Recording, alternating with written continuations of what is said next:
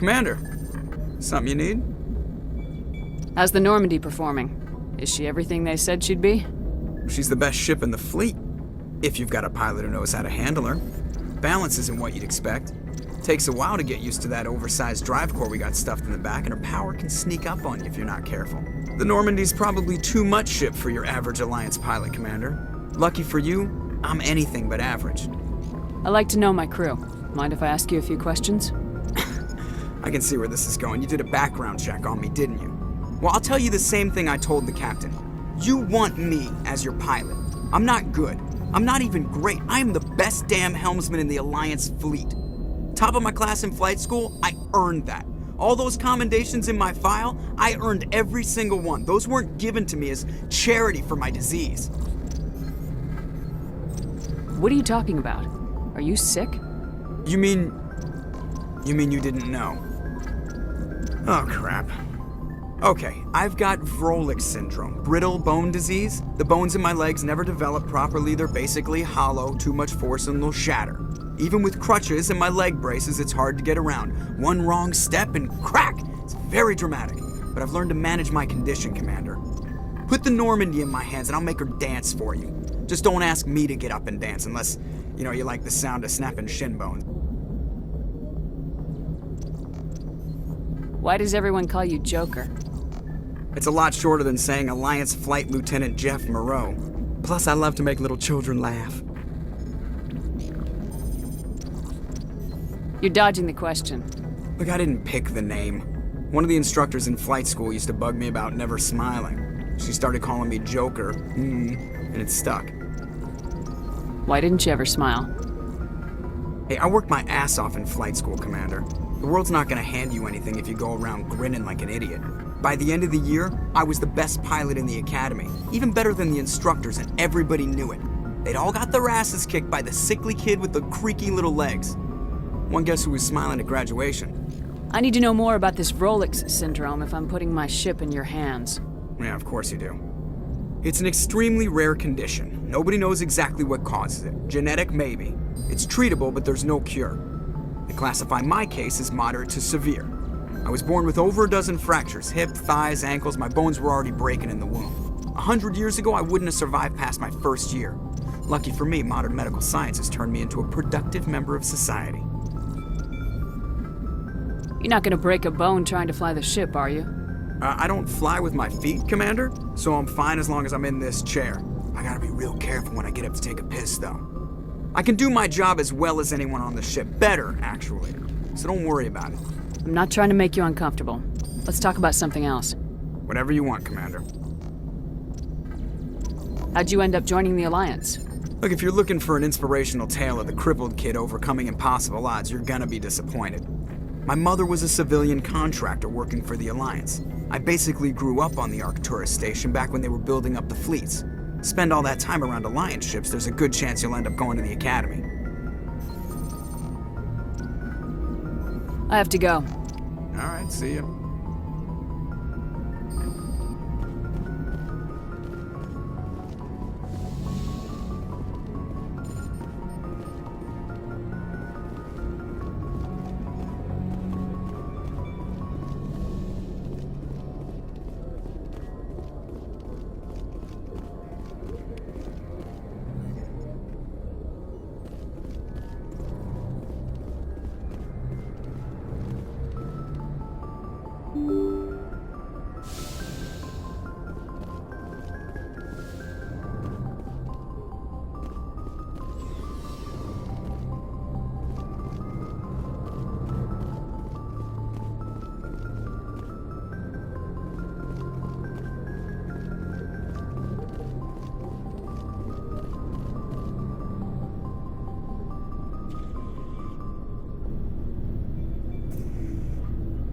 Anything you need, Commander? Just trying to get a sense of where the crew's at. Thoughts?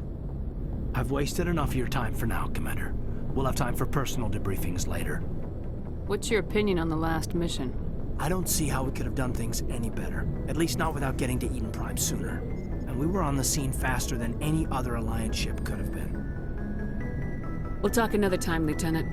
Commander?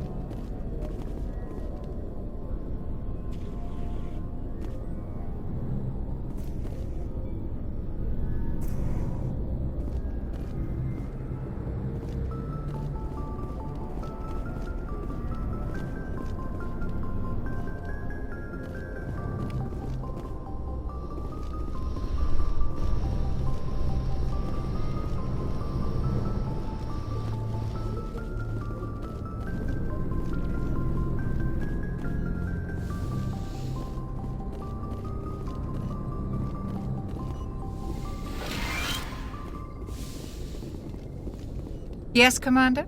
Is there something you need? How did you end up serving on an Alliance ship? I enlisted right out of med school. I wanted to travel the stars, tending the wounds of tough soldiers with pure... But humanity needs the Alliance if we want to keep expanding through the Traverse, and the Alliance always needs good doctors. So I stayed on to do my part. I should go. Goodbye, Commander. Yes, Commander? Is there something you need? How did you end up serving on an Alliance ship? I enlisted right out of med school. Earth always seemed boring to me. I wanted to travel, but humanity needs the Alliance if we want to keep expanding through the Traverse, and the Alliance always needs good doctors. I should go. Goodbye, Commander.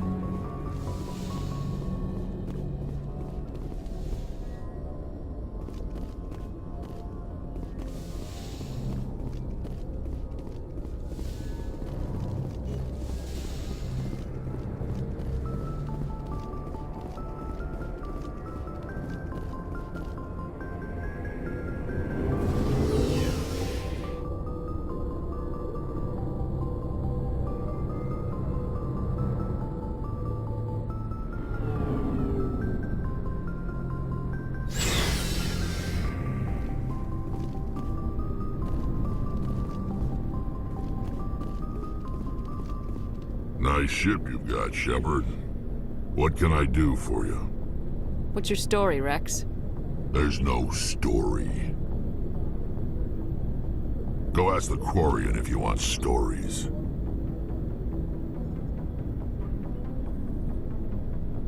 You Krogans live for centuries. Don't tell me you haven't had a few interesting adventures. Well, there was this one time the Turians almost wiped out our entire race. That was fun. I heard about that. You know, they almost did the same to us. It's not the same.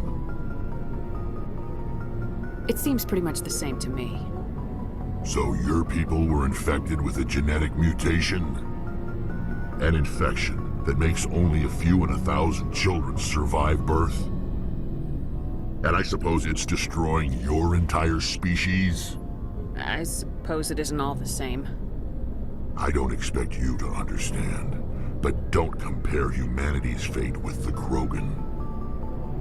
I was just making conversation. I wasn't trying to upset you. Your ignorance doesn't upset me, Shepard. As for the Krogan, I gave up on them long ago. The genophage infected us, but it's not what's killing us. What can you tell me about the genophage? Ask the Solarians if you want details.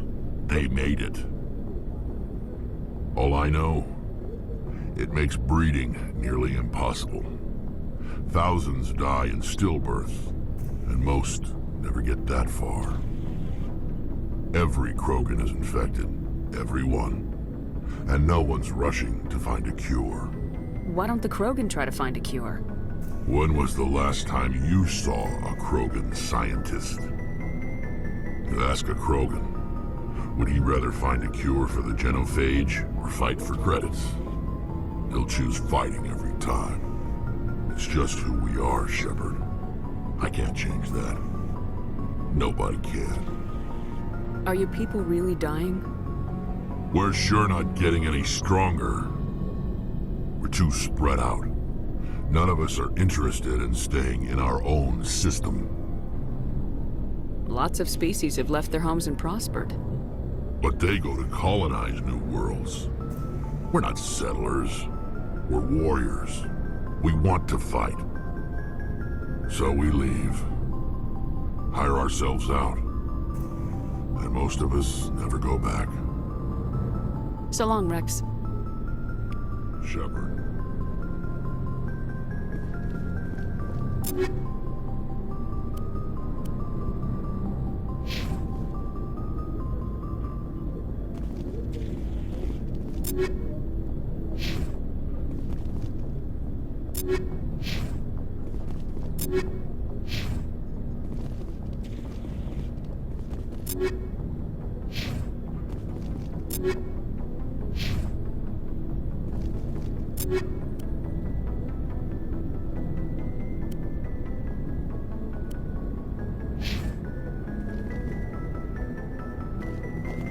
Commander? What's your opinion of the last mission? Kinda wish you'd got there sooner, Commander. No offense, I appreciate the rescue. I just wish... You wish we'd been able to save the rest of your unit. Yes, ma'am. If I had been more alert, we wouldn't have been cut down by an ambush. The Geth are perfect ambushers. They don't move, they don't make noise, they don't even breathe. They have flashlight heads, ma'am. I'll make sure it doesn't happen again.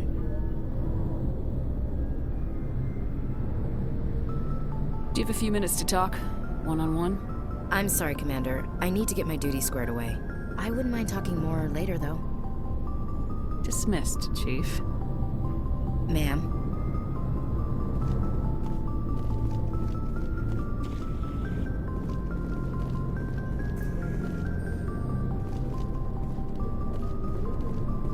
Thanks for bringing me on board, Commander. I knew working with the Spectre would be better than life at CSEC.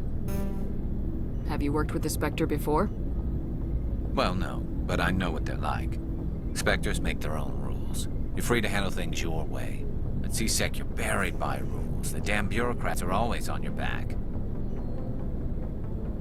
For the most part, the rules are there for a reason. Maybe. But sometimes it feels like the rules are only there to stop me from doing my work. If I'm trying to take down a suspect, it shouldn't matter how I do it, as long as I do it.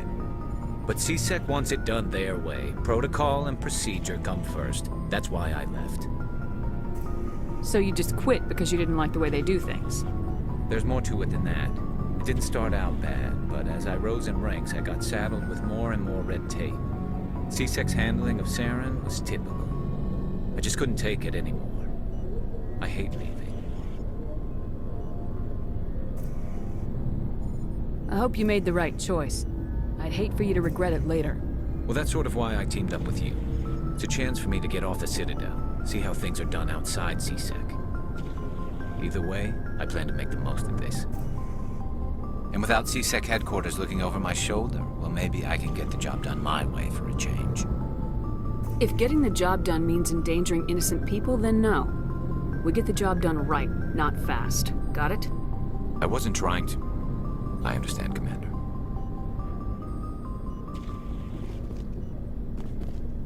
Commander, good to see you. Hey, Commander. Looking for some extra supplies before you head out? What have you got? Whatever you want. Armor, weapons, mods. It's not standard Alliance issue, but that's not necessarily a bad thing. Well, as long as you don't mind paying for it. Why should I pay you for my weapons and armor? My stuff doesn't come from the Alliance. I have to purchase it myself, and it's not cheap. Hell, the licenses alone have set me back more than I'd like. But no licenses, no goods. Without the goods, I'm out of a job. Let's see what you got. You bet, Commander.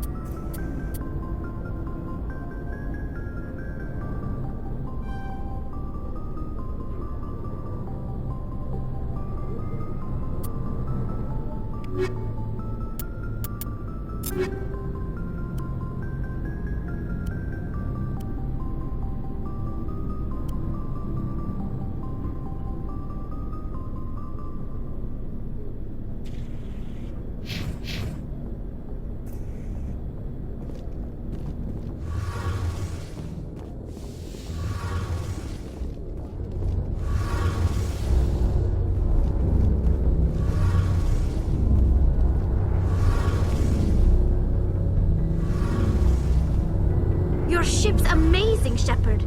I've never seen a drive core like this before. I can't believe you were able to fit it into a ship this small.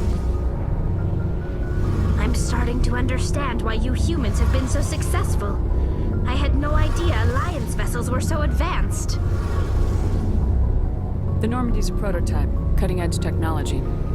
A month ago, I was patching a makeshift fuel line into a converted tug ship in the flotilla. Now, I'm sitting on board one of the most advanced vessels in Citadel space. I have to thank you again for bringing me along. Traveling on a vessel like this is a dream come true for me. I had no idea you found ship technology so interesting. It comes with being a Quarian. The migrant fleet is the key to the survival of my people. Ships are our most valuable resource. But we don't have anything like this. We make do with cast-offs and second-hand equipment. We just try to keep them running for as long as we can. Some of the fleet's larger vessels date all the way back to our original flight from the Geth. I can't believe your fleet's still using ships that are 3 centuries old. They're constantly being repaired, modified, and refitted. They aren't pretty, but they work. Mostly. We've tried to make ourselves as independent as possible on the flotilla, grow our own food, mine, and process our own fuel. But some things we just can't make on our own. A patch to maintain the hull integrity requires raw materials we just don't have. That's why our pilgrimages are so important. Tell me about your people. Our lives aren't easy. Resources are scarce, and we are constantly on the move. Everything we do must in some way contribute to the continuation of the migrant fleet. There are 17 million Quarians in the flotilla, and each of us relies on the others for survival. The bonds among my people are strong. Unfortunately, we have had to surrender many of the freedoms and civil liberties other species take for granted. What kind of freedoms? Well, it's illegal for parents to have more than one child. If our population grows too much, it would strain our resources to their breaking point. Of course, we also can't allow our numbers to become too few. If our population is in decline, the rule against single births is temporarily repealed. In extreme cases of population decline, incentives are even offered to encourage multiple births, though the Conclave hasn't had to take such measures in nearly a century. That's your government. The Conclave is our civilian branch of government. Each ship can elect a representative to serve on the Conclave and make decisions that affect the fleet as a whole. On matters that affect an individual ship, however, the captain has the final say. It's a tradition that dates back to the early days, when the fleet was governed by martial law. Fortunately, most captains nowadays are smart enough to have an elected council from their crew to give them advice and guidance. So the ultimate power rests with elected officials? In practice, the Conclave and the respective council for each ship tend to set the rules that govern our daily lives. But in theory, we are still under military jurisdiction. The 5 top-ranking military officials in the fleet serve on the Admiralty Board. These 5 have the power to overrule any decision by the Conclave in case of emergency. To do so requires unanimous agreement among the Admiralty, and they can only do this once. After that, the entire board must resign their posts. It's a safeguard that served us well. In nearly 3 centuries, the Admiralty Board has only overruled the Conclave 4 times.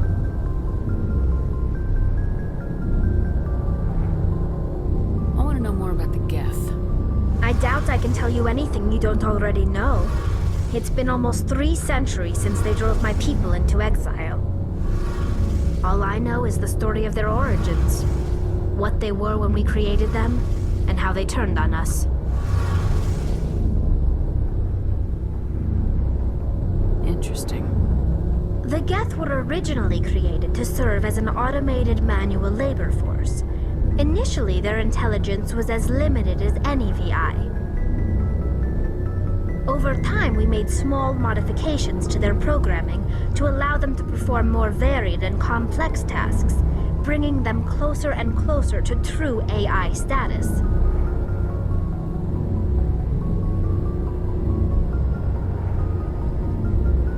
How come the Council didn't step in and stop you? This wasn't true AI research. We may have been skirting the bounds of the law, but we never did anything that was actually illegal. The changes were so insignificant, so gradual, that we were able to control them. Or so we thought. But one thing we underestimated was the power of the neural network. A million Geth thinking simultaneously created an inherently unstable matrix. What made them rebel? As we built more and more Geth, their effective intelligence became more sophisticated, more abstract. One day, a Geth began to ask its Quarian overseer questions about the nature of its existence. Am I alive? Why am I here? What is my purpose? As you can imagine, this caused a near panic among my people. What did you do? It was inevitable the newly sentient Geth would rebel against their situation. We knew they would rise up against us, so we acted first. A general order went out across all Quarian-controlled systems to permanently deactivate all Geth. The Geth responded to this order violently. Hey, you can't blame them for fighting for their survival. We had no other choice. The Geth were already on the verge of revolution. By acting quickly, we had a chance to end the war before it began. The hope was that most of the Geth would still be little more than machines, incapable of organized resistance. But they had progressed much further than anyone anticipated. The war was long and bloody. Millions upon millions of Quarians died at their hands. In the end, we were forced to flee our own homeworld. We feared the Geth would pursue us, but they never came beyond the Veil. Now we drift through space, exile searching for a way to reclaim what was once ours. It's hard to feel sorry for you. Your ancestors tried to wipe out another species. We made a mistake when we created the Geth in the first place, but we did not make a mistake when we went to war against them. If we had not acted, they would have wiped us out. They're a synthetic life form. They have no use for organics. None. Why do you think they cut themselves off from the rest of the galaxy? Why do you think they've killed every organic being who's ever tried to contact them? I didn't mean to offend you. I'm sorry. I didn't mean to get so worked up. Most Quarians tend to have pretty strong opinions about the Geth. I want to know more about the pilgrimage. When my people reach maturity, we leave our birth ships and seek acceptance with a new crew. It's necessary to maintain genetic diversity among the fleet. But no ship wants to accept someone who will be a burden on them. So, to prove our worth, we embark on a pilgrimage. We set out alone, leaving the flotilla and our families behind us. We only return once we have found something of value we can bring back to the fleet. This is presented as a gift to the captain of the respective ship we wish to join. If the gift is accepted, we are welcomed into the crew. Can a captain choose to reject the gift? That doesn't happen often. Most captains are eager to increase the size of their crew. It increases their own standing in our society. Even when the gift is not particularly valuable, the captain usually accepts it out of a sense of tradition. However, there is a stigma to presenting a substandard gift. It's not the best way to make a good impression on a new community. Most pilgrims don't return until they find something worthwhile. I want to talk about something else. Like what? I should go. See you later. Hey, Commander, you know that Quarian, Tali? She's been spending all her time down here asking me about our engines. I'll tell her to leave you alone. What? No, she's amazing. I wish my guys were half as smart as she is. Give her a month on board and she'll know more about our engines than I do. She's got a real knack for technology, that one. I can see why you wanted her to come along. I figured she'd be a real asset to the team. You got an eye for Tali, Commander, but I'm guessing that's not why you came down here. Where else have you served, Adams? If you name a class of Alliance ship, I've probably served on it. Everything from dreadnoughts and carriers right down to frigates like the Normandy. My last assignment was on the Tokyo, only a cruiser, but she was a good ship.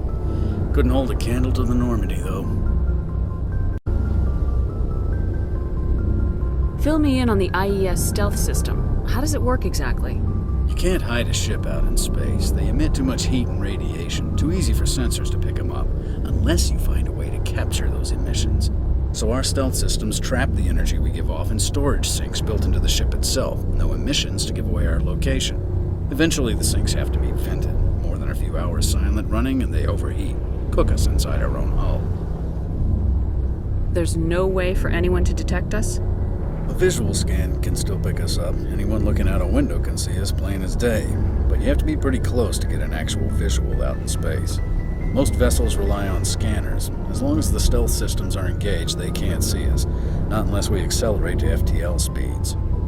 Why doesn't it work with faster-than-light travel? Cranking up to FTL blue shifts our emissions, pushes them into frequencies too high to capture in the sinks. As soon as we make the jump, it's like setting off a flare. Sensors can pick up our location whenever we enter or exit FTL flight, but for short-range missions, our stealth systems are amazing, and we've got the only one. I want to know more about the Normandy. She's the best ship I've ever served on, probably the fastest vessel ever designed. And she's the only one using the new Tantalus drive core. What's so special about the Tantalus drive core? Proportionally, it's about twice the size of any other vessel. Not only are we faster, we can run at FTL speeds longer before we have to discharge the core. Carry on, Adams. Aye, aye, Commander.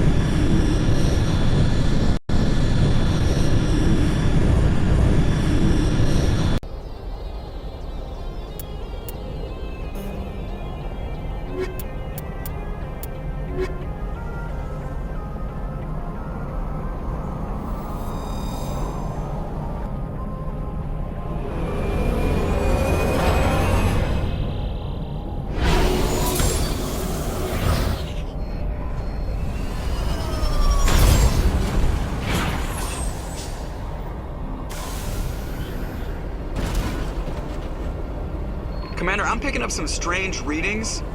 Really strange, like off the damn charts. It looks like it's coming from an underground complex a few clicks away from the drop zone.